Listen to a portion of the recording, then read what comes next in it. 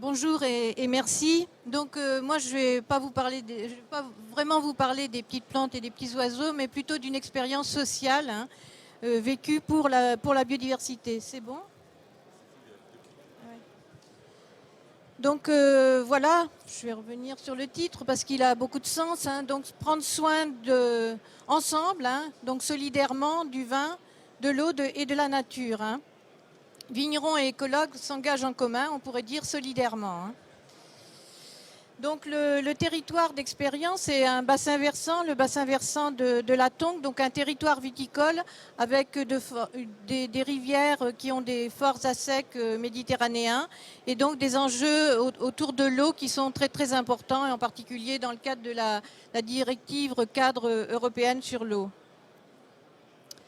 Alors un constat de la part des vignerons, c'est qu'on ne peut pas avoir de promotion de signes de qualité sans un environnement de qualité. Donc une nécessité aussi, c'était d'anticiper les exigences de politique publique, et je vous en ai cité une, la directive cadre européenne sur l'eau, qui est très importante, mais il y en a bien d'autres.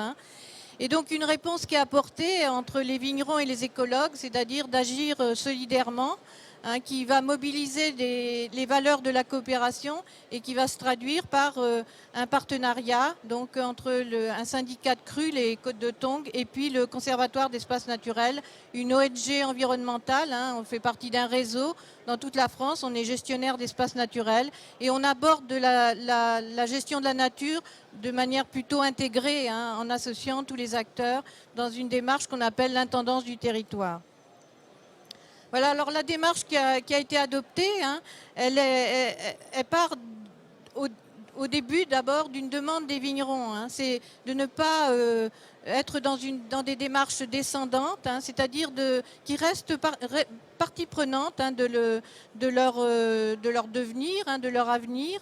Et ils souhaitent, pour améliorer les pratiques, de pouvoir s'approprier les outils d'évaluation et de cartographie qui vont être mis en œuvre au niveau écologique et qui vont être procurés par le SEN. Donc ça, c'était une exigence pour laquelle on n'avait pas forcément l'habitude, parce que d'habitude, on intervient sur un territoire, on fournit des outils, et puis c'est assez descendant, et l'appropriation, elle se fait plutôt mal, globalement.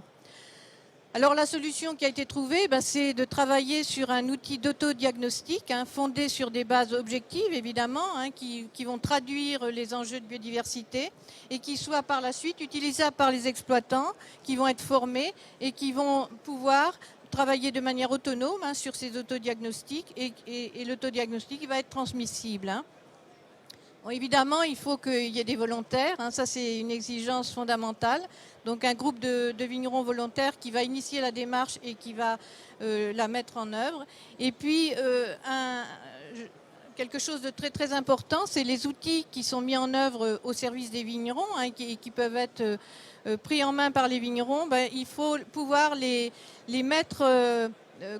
les déployer sur d'autres territoires. Et donc l'idée, ça a été de créer un consortium entre le Conservatoire d'espaces naturels et puis des organisations professionnelles pour promouvoir justement la démarche avec les outils qui sont créés et les rendre accessibles à tous. Donc je vais revenir plus tard sur le consortium parce qu'il est au cœur de la démarche. Alors la mise en œuvre au niveau concret sur les territoires des Côtes de Tongue, c'est la première chose, c'est la formation à l'autodiagnostic pour les vignerons, pour qu'ils puissent après eux-mêmes faire leur autodiagnostic sur leur exploitation. Et donc cette formation, la création de l'outil, elle comprend aussi une forme de mutualisation et de partage de compétences et de savoir-faire entre les vignerons et nous, le Conservatoire d'espaces naturels. Ce n'est pas quelque chose qui, comme je vous l'ai dit, qui est descendant, mais c'est quelque chose qui est fondé sur du partage et de la mutualisation. La seconde phase, c'est la réalisation des autodiagnostics par les vignerons sur leur exploitation. Et puis, tout passe par un outil logiciel qui vise à répertorier les différentes caractéristiques en lien avec la biodiversité qui sont présentes sur les exploitations dans un logiciel. Donc, il y a une forme de base de données qui est créée et que les vignerons vont renseigner à partir des observations qu'ils ont eues sur leur exploitation. Alors, comment dire, ce renseignement de la base de données, ben, ça se traduit par des cartographies et des synthèses qui vont appuyer un plan d'action. Alors, ça part évidemment des parcelles qui sont exploitées. Et puis ensuite, il y a une évaluation de l'état des milieux naturels et semi-naturels. On parle beaucoup des bandes enherbées, des haies, des zones de bosquets, etc., qui entourent le vignoble.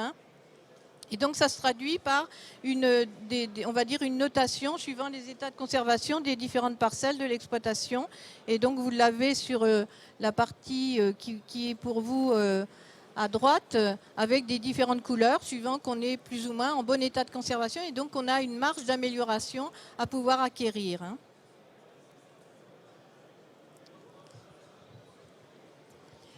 Et par la suite, évidemment, le plan d'action se traduit par des résultats très concrets sur le terrain. Alors, vous en voyez une, c'est un peu classique. On améliore, on plante une haie, donc on améliore globalement le réseau d'infrastructures qu'on appelle agroécologique. Alors, l'action sur le terrain, elle fournit des résultats très tangibles. Je ne vais pas les décliner tous, mais c'est des diagnostics de territoire, c'est des vignerons qui sont formés, c'est des autodiagnostics qui sont réalisés. Plus de 40 exploitations qui ont à l'heure actuelle été autodiagnostiquées, des plantations de haies, des plantations d'arbres isolés, des créations de mares. On peut évoluer en termes d'amélioration et d'action, soutien aux pratiques raisonnées, peut-être faire un volet biodiversité dans une CUMA, et puis surtout la création d'emplois, d'animateurs sur les territoires et qui permettent justement d'apporter de la cohésion, d'apporter de la connaissance sur les territoires, et ça c'est quelque chose d'assez fondamental. Alors pour revenir sur le consortium, c'est comment dire, une structuration qui nous a paru très importante pour justement pouvoir déployer la démarche bien au-delà des côtes de Tongue, et c'était une volonté des vignerons aussi, mais que ce soit déployé largement et de rendre vraiment accessibles les outils et les logiciels à tout le monde. Alors les membres fondateurs, c'est évidemment le Conservatoire, la Fédération des IGP de l'Hérault, et puis la Chambre d'agriculture de l'Hérault. Le consortium, il est créé en février 2014, et puis là, récemment, a adhéré le syndicat AOC Languedoc. Donc, les déclarations qui sont faites dans le consortium, c'est d'une part que la biodiversité, l'eau sont des biens communs, un patrimoine commun dont on doit prendre soin collectivement. Les outils de diagnostic et le logiciel qui sont créés à l'occasion pour diagnostiquer les exploitations, ils doivent être accessibles au plus grand nombre. Ils ne peuvent pas faire l'objet d'une exclusivité, ni constituer un avantage concurrentiel, ni encore acquérir une valeur marchande. La biodiversité, c'est le patrimoine de tout le monde et il ne peut pas y avoir d'exclusivité par rapport à des outils qui permettent d'améliorer les pratiques et d'apporter de la connaissance sur les territoires.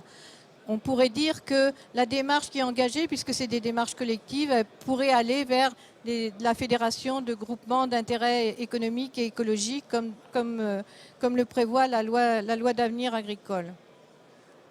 Alors, par rapport à ça, comment on peut au mieux agir sur la biodiversité? Parce que c'est un domaine qui est quand même très complexe, et vous l'avez dit très clairement, c'est quelque chose qui est très très peu approprié par les citoyens.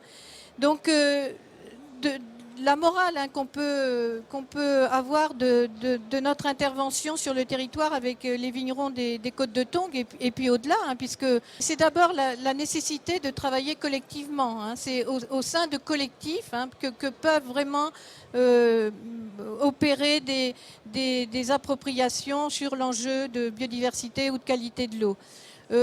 Par ailleurs, il faut travailler dans un sens plutôt égalitaire et réciproque. On l'a vu, les démarches très descendantes, elles sont souvent très peu appropriées. Et nous, on en a vraiment une expérience un peu fatale de ces démarches très descendantes qui font que les acteurs de terrain sont souvent pas très motivés et ne s'approprient pas. Ensuite, il y a quelque chose de fondamental chez les vignerons, c'est la coopération. Et nous, on voit bien que l'esprit coopératif, l'esprit solidaire, il nous a aidés vraiment beaucoup à créer des rapports sociaux égalitaires et réciproques, et donc a été un vrai levier par rapport à la démarche qu'on avait. Là, évidemment, il faut une prise de conscience sur le fait que l'eau, la biodiversité et le sol sont des patrimoines communs.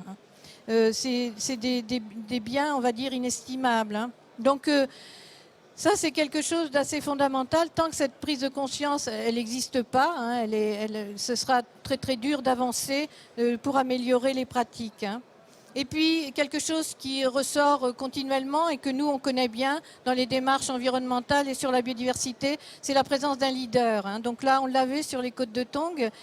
C'est quelque chose qui est complètement déclencheur, qui apporte de la légitimité. Et ce leader, évidemment, il est reconnu par le collectif. Il crée un effet d'entraînement. Il motive le groupe pour changer les pratiques. Donc ça, c'est quelque chose d'assez fondamental dans la démarche. Voilà, je vous remercie de votre attention. Donc, un petit clin d'œil, vous ne le voyez pas, mais c'est une bouteille avec une étiquette qui dit « Pensez comme un commoner ». Donc, les commoners, c'est les communs. Et donc là, on est... Voilà, penser comme un commoner. C'est finalement la démarche des vignerons coopératifs. C'est de se retrouver ensemble sur des valeurs communes, de défendre le bien commun. Et donc, je pense que là, on a une très très bonne démonstration de l'action qu'on peut conduire avec la coopération. Pour finir, juste pour donner à César ce qui lui revient, donc les acteurs, donc les vignerons des Côtes de Tongue, qui sont partie prenante de l'affaire, et c'est eux qui ont créé un peu la démarche en exigeant d'être partie prenante. La Fédération des IGP de l'Hérault, évidemment, et puis des financeurs, parce que tout ça, ça marche avec des finances publiques. Donc le département de l'Hérault, qui depuis le début est très, très partie prenante dans le développement du programme. L'agence de l'eau Rhône Méditerranée Corse, qui aussi, au travers de la qualité de l'eau, est très engagée dans le programme. Et puis pour finir, le Land Life que vous voyez, là c'est un programme qu'on conduit nous au niveau européen, avec des Espagnols et des Italiens, et qui... correspond à la promotion de l'intendance du territoire. Et là, dans le cas de l'expérience qu'on a vécue sur les Côtes de Tongue, c'est une vraie intendance du territoire avec un partage et une mutualisation de savoir et de compétences. Voilà, merci beaucoup.